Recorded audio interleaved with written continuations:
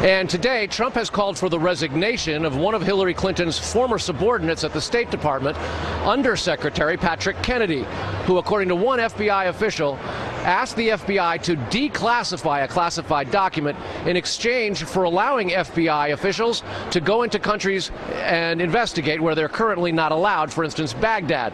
Trump says it's an example and proof that the State Department, the Department of Justice, and the FBI are all colluding to cover up for Hillary Clinton. Brett? Carl Cameron, live at the Trump campaign. Carl, thank you. Talking about that story now, the Republican chairman of the House Intelligence and House Oversight Committees are asking Secretary of State John Kerry to fire an official who was once a key aide to Hillary Clinton. You heard Carl mention it there. Kerry says no. This comes as the FBI is releasing documents indicating that aide tried to improperly influence the Bureau's investigation into the email scandal. Chief Intelligence Correspondent Catherine Herridge has tonight's report. The FBI records make clear that Patrick Kennedy, one of Secretary Clinton's trusted lieutenants, wanted to do a deal with the FBI over the classification of Clinton emails, something the agent starkly termed a quid pro quo. I think it's corruption. I think it's manipulation. I think it's against the law, and it certainly goes to the intent. Somebody should have been prosecuted for this. According to the newly released FBI interviews known as 302s, Kennedy and an FBI agent discussed a swap. The FBI would downgrade a highly sensitive Clinton email to unclassified, and in return the Bureau would get coveted slots for agents overseas. Quote, redacted indicated he had been contacted by Patrick Kennedy, who had asked his assistance in altering the email's classification in exchange for a quid pro quo.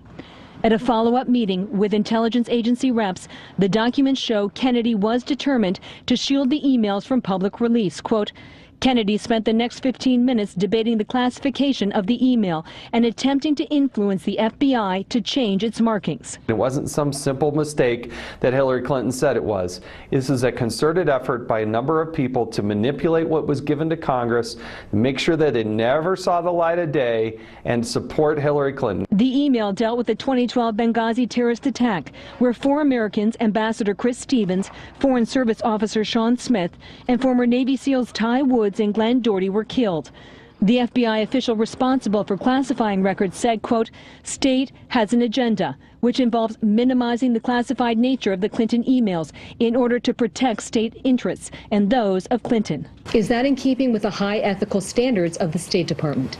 We, Pat Kennedy, all of us at the State Department are going to make their case as best they can.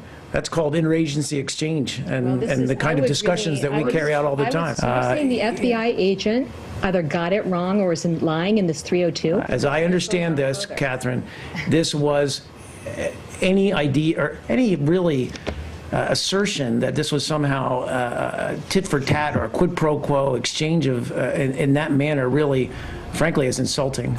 While the email's classification was never changed, legal experts said today even the discussion of a backroom deal violates federal law. Brett.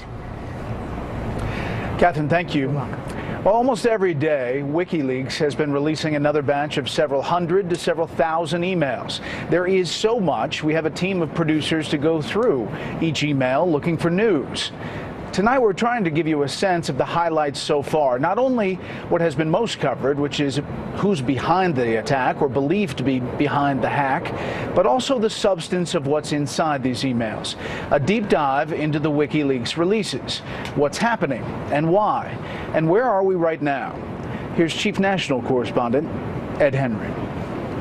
The United States strongly condemns the illegal disclosure of classified information. It was 6 years ago next month when a titanic clash started between one of the most powerful women in the world, Hillary Clinton, and a man who is the previously little-known founder of WikiLeaks, Julian Assange. She should resign if it can be shown that she was responsible.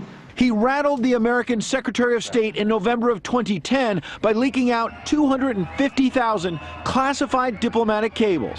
It puts people's lives in danger, threatens our national security. And now Assange may be threatening no less than Clinton's path to the Oval Office from the most unlikely of places, Assange's tiny bedroom at the Ecuadorian embassy in London, from which he has now directed the theft and release of more than 10,000 emails from the personal account of Clinton campaign chairman John Podesta. The stuff she says in those emails is disqualifying for being president of the United States. There's a public Hillary and a private Hillary. But don't just take it from Rudy Giuliani. In one email, Clinton herself used a paid Wall Street speech to explain away her flip-flop on the Trans-Pacific Partnership trade deal by saying, quote, if everybody's watching, all of the backroom discussions and the deals, then people get a little nervous, to say the least. So you need both a public and a private position. Beyond top aides like Podesta and Jennifer Palmieri using email exchanges to trash various blocks of voters, from Catholics and Hispanics to African-American leaders and Southerners, perhaps the most jarring part is that the most savage criticism of Clinton is coming not from conservatives, but insiders like Joel Benenson, who fires off an email asking what the candidate actually believes and wants as her core message, while outside advisor Neera Tanden seemed despondent about the email scandal, declaring that apologizing was Clinton's Achilles heel. Writing to Podesta in late August 2015, quote, her inability to just do a national interview and communicate genuine feelings of remorse and regret is now, I fear, becoming a character problem, more so than honesty. In a March 4th, 2015 email, one day after Republican Trey Gowdy issued a subpoena for Clinton's emails to be preserved, and just weeks before thousands of them were deleted with BleachBit, Podesta writes to top Clinton aide Cheryl Mills in a note marked special category, quote, think we should hold emails to and from POTUS?